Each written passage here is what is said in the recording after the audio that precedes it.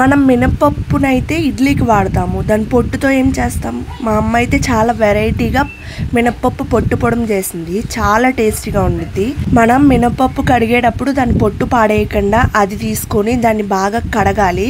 కడిగిన తర్వాత ఒక 2 days ఎండలో పెట్టుకోవాలి. ఎండలో పెట్టుకున్నాక ఇలా చూపిస్తున్నట్టుగా అయింది. దాంట్లో ఏవైనా మినపప్పు గింజలు ఉంటే అవి తీసి పక్కన పారేయాలి.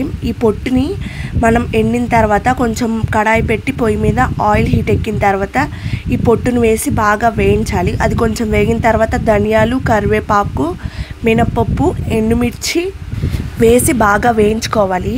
దీని టేస్ట్ అయితే చాలా బాగుండిద్ది. ఒకసారి మీరు ట్రై చేసి చూడండి. నచ్చితే నా ఛానల్ సబ్స్క్రైబ్ చేయండి. ఇది బాగా వేగిన తర్వాత కొంచెం జీలకర్ర వేసి మళ్ళీ కలుపుకోవాలి. ఇది ఈ కలర్ వచ్చేంత వరకు ఉంచుకోవాలి. కొంచెం వేగిందని తెలియగానే తీసేసి మిక్సీ జార్లో వేసుకోవాలి.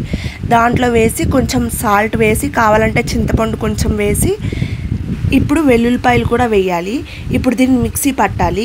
ఇది పొడం కాబట్టి మనం వాటర్ అయితే పోయే అవసరంలా, ఇలా పొడంలాగా అయ్యిద్ది కదా, మనకు తెలిసిద్ది కదా, ఇంకా తీసేసుకోవాలి. ఇది రైస్లోకైనా ఇడ్లీలోకైనా చాలా బాగుండిద్ది. రైస్లో అయితే కొంచెం ఆయిల్ అన్నా కొంచెం నెయ్యి వేసుకుంటే సూపర్. అంతే వీడియో గైస్.